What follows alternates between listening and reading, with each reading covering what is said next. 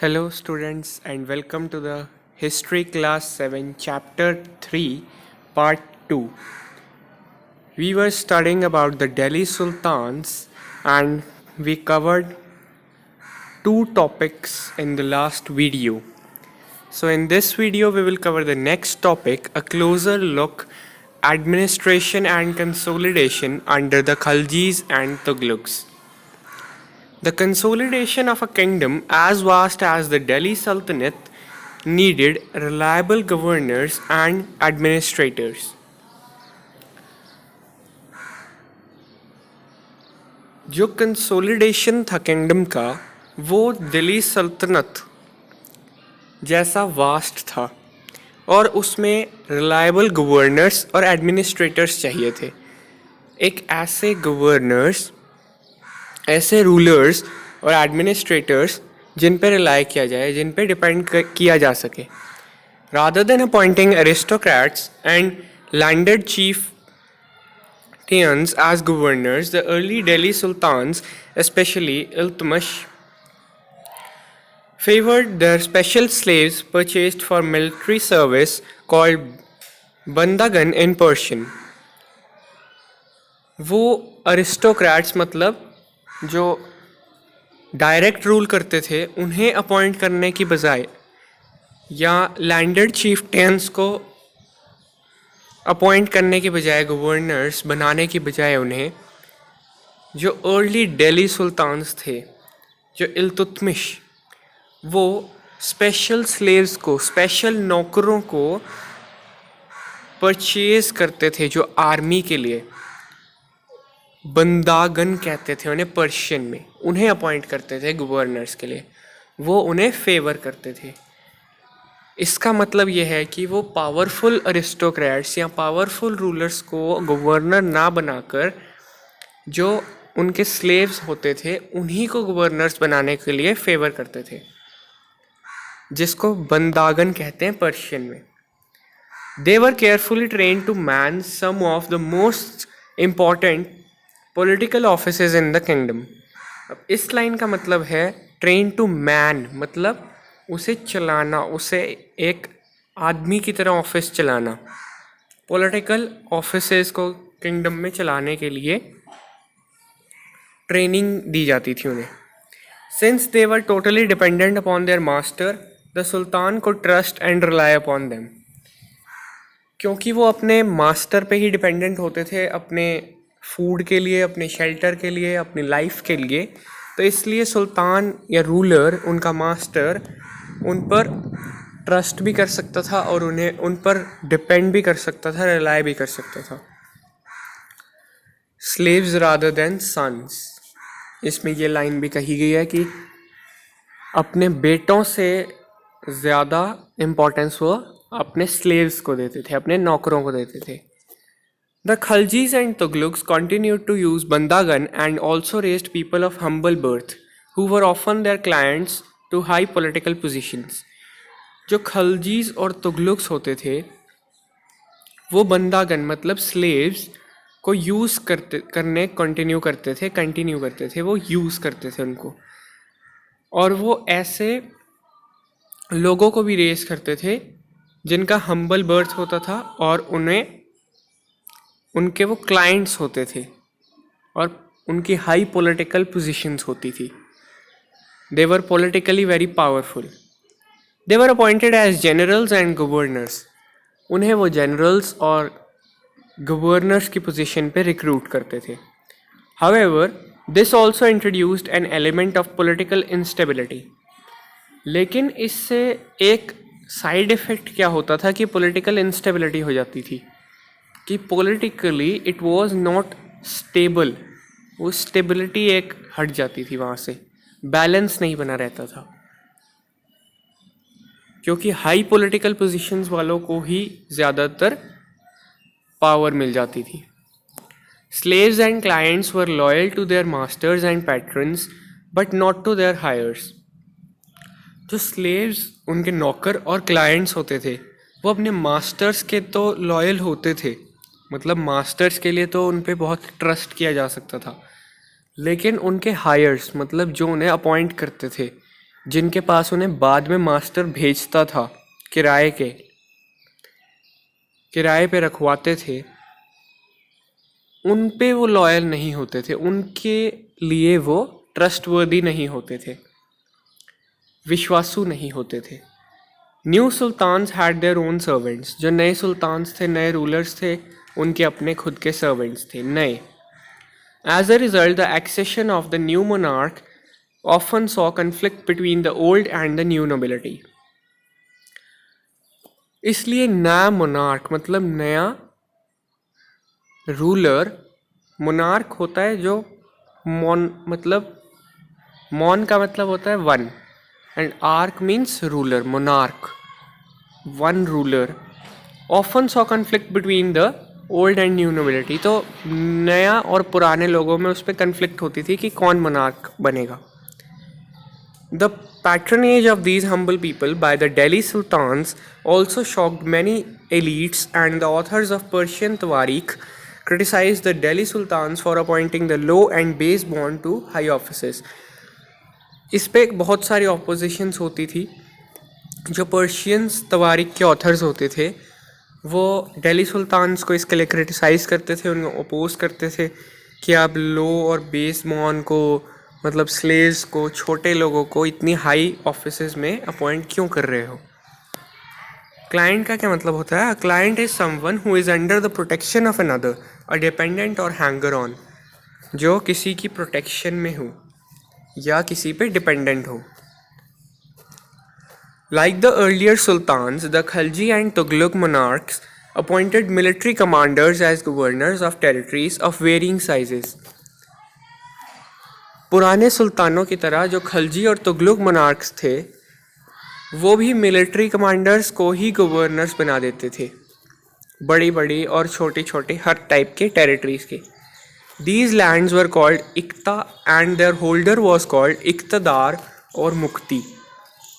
ये लैंड जो होती थी जहाँ पर ये रूल करते थे इसे इक्ता कहते थे, और इसके होल्डर को मतलब इसके लैंड के ओनर को, होल्डर को इक्तदार या मुक्ति कहते थे। The duties of the muqtis was to lead military campaigns and maintain law and order in their iqtas. इनकी क्या ड्यूटी होती थी मुक्तीज की कि उन्हें मिलिट्री कैंपेन्स कराने हैं और लॉ एंड ऑर्डर को मेंटेन करना है अपने इक्ताज में। In exchange for their military services the muqtis collected the revenues of their assignments as salary. Military services देते थे और इसके एक्सचेंज में जो मुक्तीज होते थे, वहाँ के होल्डर्स होते थे, वो वहाँ से रेवेन्यू कलेक्ट करते थे, क्योंकि उनका मेन जो काम था वो था बिजनेस, एक काम, कुछ काम देना और ज़्यादा पैसे लेना, टैक्स लेना उनका मेन मोटिव था, और लूटना लोगों को। They also paid their soldiers from these revenues, और इन रेवेन्यूज से वो सो कॉल्ड सैलरी भी देते थे उनको, अपने सोल्जर्स को। Control over muqtis was most effective if their office was not inheritable and if they were assigned iqtas for a short period of time before being shifted. Muqtis पे कंट्रोल करना तब बहुत इफ़ेक्टिव होता यदि अगर वो उनका ऑफिस इनहेरिटेबल ना होता। इनहेरिटेबल मतलब उनके बच्चों को ना मिलता। जैसे सपोज़ मेरे पास एक ऑफिस है, फिर आगे मेरे बच्चों को वो मिलेगा, फिर उनके बच्चों को वो मिलेगा, फिर उनके बच्चों को वो मिलेगा। It is called inheritable. तो अगर वो इनहेरिटेबल ना होता तो कंट्रोल करना बहुत आसान हो जाता और इफ़ेक्टिव भी होता। और अगर वो इक्ताज जो मुक्तीज़ को मिलते थे वो कुछ शॉर्ट पीरियड ऑफ टाइम के लिए मिलते या लॉन्ग पीरियड ऑफ टाइम के लिए ना मिलते तो भी कंट्रोल करना आसान होता। These harsh conditions of service were rigorously imposed during the reigns of Alauddin Khilji and Muhammad Tughlaq. And these harsh conditions मतलब बहुत hard और बहुत harsh conditions सर्विस की मोहम्मद तुगलक और अलाउद्दीन खिलजी के रेंज में, मतलब उनके रूल के पीरियड में इम्पोज करते थे बहुत रिगरसली, मतलब forcefully. Accountants were appointed by the state to check the amount of revenue collected by the muqtis. State की तरफ से अकाउंटेंट्स को भी अपॉइंट किया जाता था कि कितना रिवेन्यू कलेक्ट हो रहा है, उसका एक हिसाब बनाने के लिए सारा, कि मुक्तीस कितना रिवेन्यू कलेक्ट कर रहे हैं, क्योंकि स्टेट को अल्टीमेटली अपने पास ही रिवेन्यू लाना था। उनको मुक्तीस का थोड़ा ना फ़ायदा था। अगर सारा रिवेन्यू मुक्तीस ही ले जाते तो उन्हें क्या फ़ायदा होता। तो इसलिए उन्होंने अकाउंटेंट्स को भी अपॉइंट किया। Care was taken that the muqti collected only the taxes prescribed by the state and that he kept the required number of soldiers. ये भी ध्यान रखा जाता था कि मुक्तीस कोई अपनी तरफ से टैक्स तो नहीं कलेक्ट कर रहे, जो स्टेट ने कहा है उन्हें कलेक्ट करने के लिए सिर्फ वही टैक्स कलेक्ट होना चाहिए था, वरना ये धोखाधड़ी हो जाती लोगों के साथ।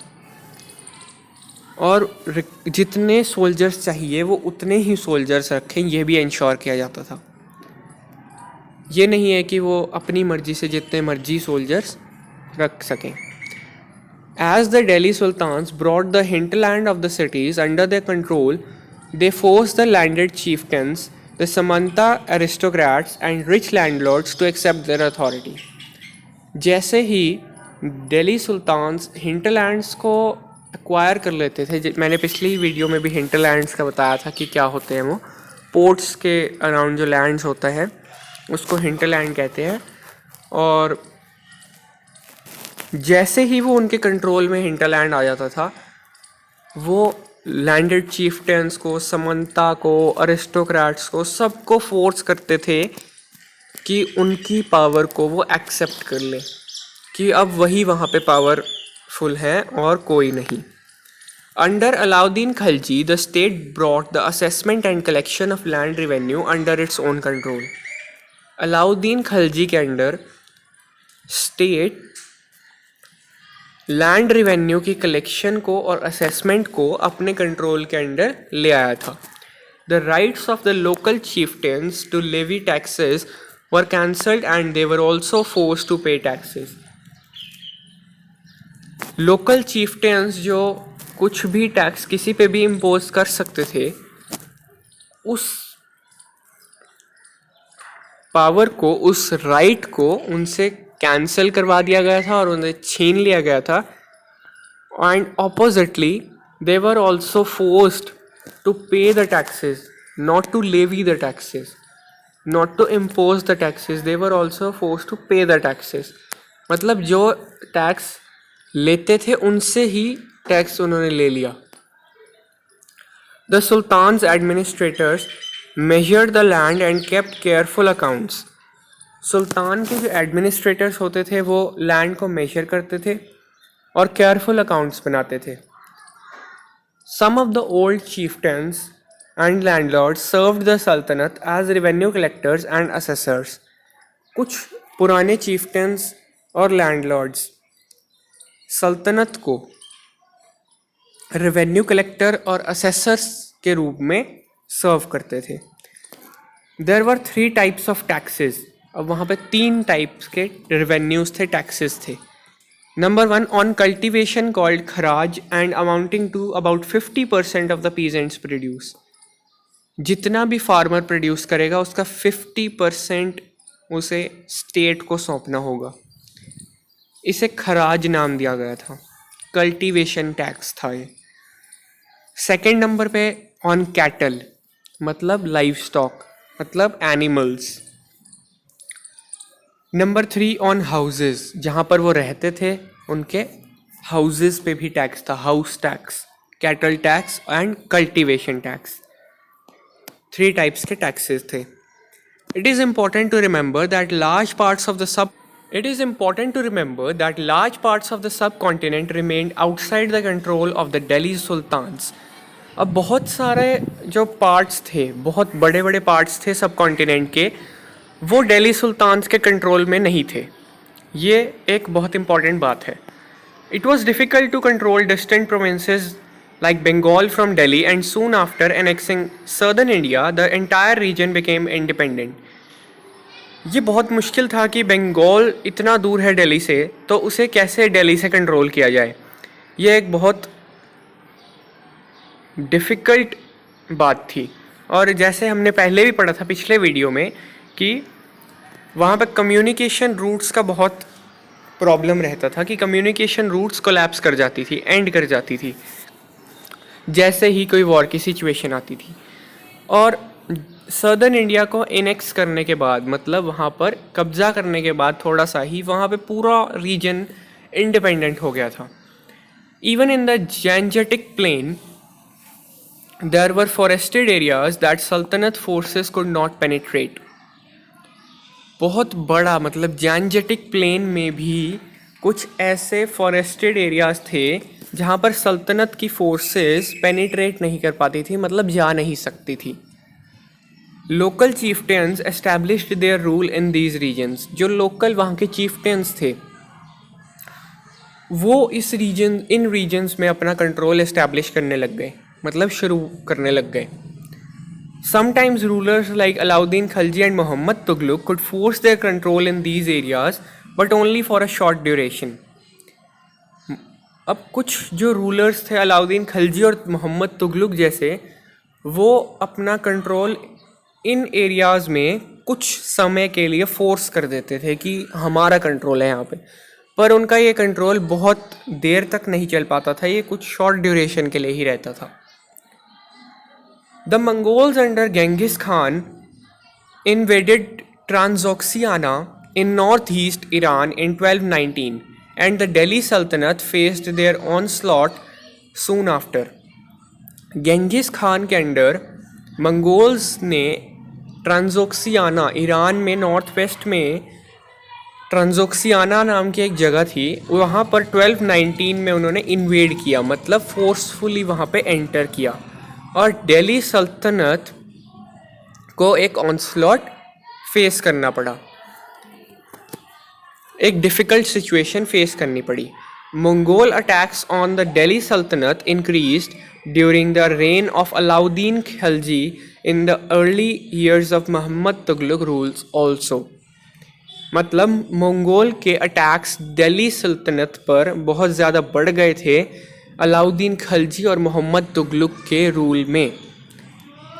This forced the two rulers to mobilize a large standing army in Delhi, which posed a huge administrative challenge।